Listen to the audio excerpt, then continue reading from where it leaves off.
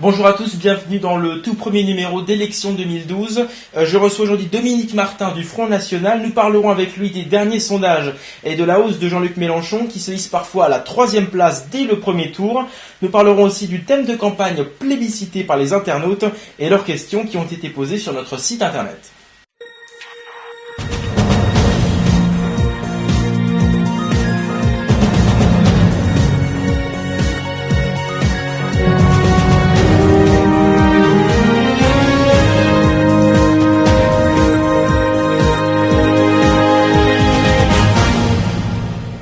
Bonjour Dominique Martin. Bonjour. Alors, vous êtes conseiller régional en région Rhône-Alpes et membre du bureau national du Front National. Vous étiez chargé durant cette campagne de trouver les 500 signatures nécessaires à la candidature de Marine Le Pen. Et apparemment, ça n'a pas été simple. Non, effectivement, ça a été une tâche longue, douloureuse et onéreuse. On a dû mettre beaucoup de moyens humains et financiers. Mais finalement, grâce à un sursaut républicain des élus habilités à signer, nous avons pu déposer 500 signatures. Et Marine sera donc candidate à l'élection présidentielle. Oui, une annonce qui a d'ailleurs été faite il y a quelques semaines. Alors, pour commencer avec vous, on va regarder ce dernier sondage IFOP fiducial pour Paris Match et Europe 1. Marine Le Pen est toujours 3e, mais en baisse, à 15,5%, juste devant Jean-Luc Mélenchon. En baisse lui aussi, à 12,5%. Est-ce que vous avez peur de ce rapprochement de Jean-Luc Mélenchon dans les sondages ? Non, je n'y crois pas. Churchill disait dites-moi qui a commandé le sondage et je vous donnerai le résultat. En 2002, le deuxième homme, c'était Arlette Laguillet. En 2007, le troisième homme, c'était Jean-Pierre Chevènement. Donc là, j'imagine que les instituts de sondage font artificiellement monter Jean-Luc Mélenchon. 1, pour nuire à François Hollande du Parti Socialiste, et 2, essayer de récupérer une partie de l'électorat ouvrier qui dorénavant vote pour Marine Le Pen. Donc nous ne sommes pas inquiets. Du reste, en 2002, lorsque Jean-Marie Le Pen a fini à plus de 17%, à 3 semaines de l'élection, il était donné à peine 10%. Donc nous sommes sereins, et le résultat sera au fond des urnes et non pas sur les pages écrites de ces innombrables instituts de sondage. Très bien, on va maintenant passer au thème de campagne plébiscité par les internautes. Vous aviez le choix entre l'enseignement, l'environnement, la santé et la sécurité. Et vous avez plébiscité très largement le thème de la sécurité avec 60% des votes. Alors, Dominique Martin, pour rétablir une sécurité dans certaines zones du pays, que propose concrètement Marine Le Pen ? Non, alors déjà, il est intéressant de constater que les internautes mettent ce problème en tête de leurs préoccupations. Ce qui tente à prouver que les chiffres de M. Sarkozy et du ministère de l'Intérieur ne sont pas tout à fait exacts. Il y a maintenant toute une somme de délits qui ne sont même pas enregistrés puisqu'on ne peut même pas porter plainte. Alors ce que l'on souhaite faire, c'est pas simple, c'est rétablir l'ordre et la loi en ce pays. Alors rétablir l'ordre, c'est donner des moyens à nos forces de police et à notre gendarmerie. Il faut savoir que en 5 ans de mandat, Nicolas Sarkozy a supprimé près de 15 000 postes, ce qui est énorme. Et il s'agit deuxièmement d'appliquer réellement des peines. C'est-à-dire que les gens qui sont condamnés aillent quand même en prison. Il faut savoir que 100% des peines de moins de 1 an de prison ferme ne sont pas appliquées et une grosse majorité des peines de moins de 2 ans de prison ferme ne sont pas appliquées. Donc on s'aperçoit que toute cette délinquance qualifiée de petite n'est même pas sanctionnée dans ce pays.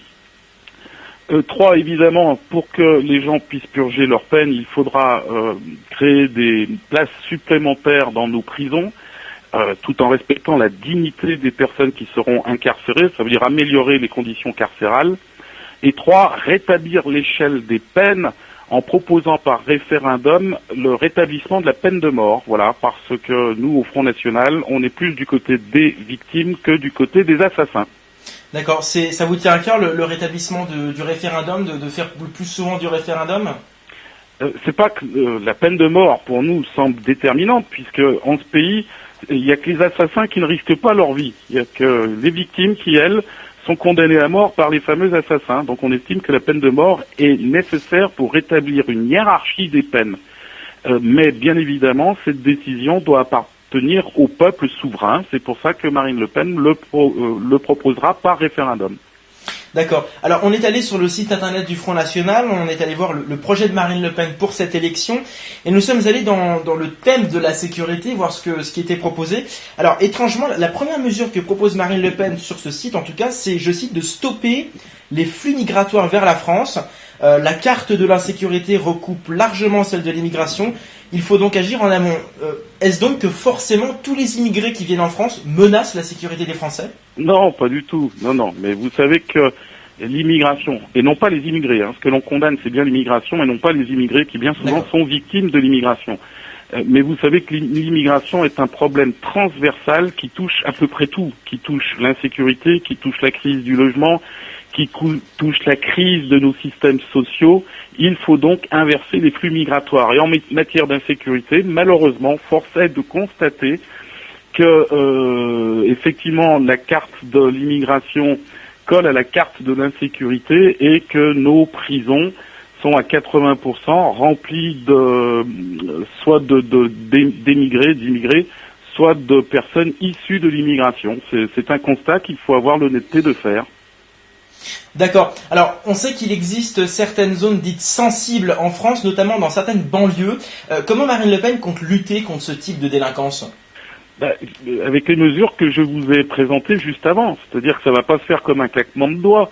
Mais il est évident qu'il faudra que les forces de police reprennent position sur ces cités, et notamment par l'îlotage qui avait été supprimé. Il faut que les délinquants comprennent qu'ils sont surveillés.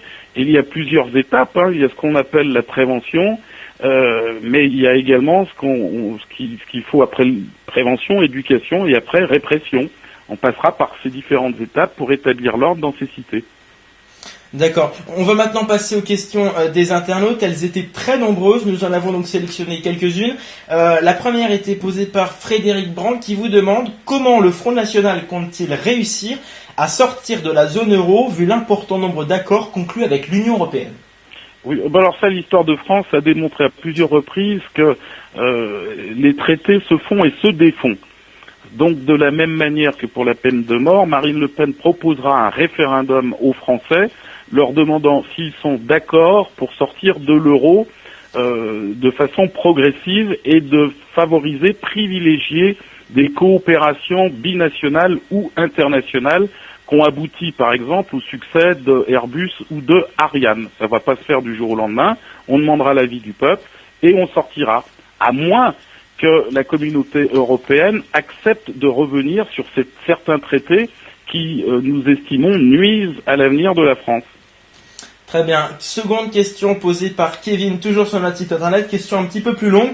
Les pères fondateurs de l'Union européenne se sont battus pour construire une Europe unie, pour éviter une nouvelle guerre qui pourrait ravager l'Europe et à plus grande échelle, le monde. Pourtant, vous remettez en cause l'Union européenne au profit d'un nationalisme qui pourrait créer des tensions non négligeables en Europe et mettre en péril le vieux continent. Pourquoi vouloir quitter l'Europe ? Avez-vous réfléchi aux conséquences d'un tel acte ? Oui, alors ça, je suis désolé pour cet internaute, mais c'est un petit peu la tarte à la crème. On est maintenant au XXIe siècle. Alors quand on dit quitter l'Europe, c'est un grand mot. En fait, le Front National et Marine Le Pen, nous sommes pour une Europe confédérale et non pas pour une Europe fédérale. L'Europe fédérale actuelle nous impose tous ces dictats les uns après les autres, à commencer par nos propres lois. Il faut savoir que 80% de nos lois votées par le Parlement ne sont que l'application de directives européennes. En revanche, nous sommes pour une Europe confédérale, comme je l'ai dit tout à l'heure, où chaque nation, chaque État garde ses prérogatives et surtout ses fonctions régaliennes et travaille en étroite collaboration avec les pays voisins. Donc il n'est absolument pas question de revenir au 19e siècle ou au 20e siècle et de déclencher des guerres tous azimuts. Ça, c'est une chimère. Très bien. Troisième et dernière question posée par Greg. Que compte faire le Front National sur la question de l'islam en France, la traçabilité de la viande halal et le racisme anti-français grandissant en France ? Ça c'est plus pointu comme question. Non, ce que Marine Le Pen défend, c'est un État laïque, sans distinction de race, de couleur et de religion. Ça passe donc par la suppression de certaines prérogatives que réclament un certain nombre de communautés, notamment la communauté islamique. Ça peut être ce sont les mosquées, ce sont les horaires de piscine aménagés pour les pratiquants, ce sont les repas halal, etc., etc. Donc tout ça, il y sera mis fin.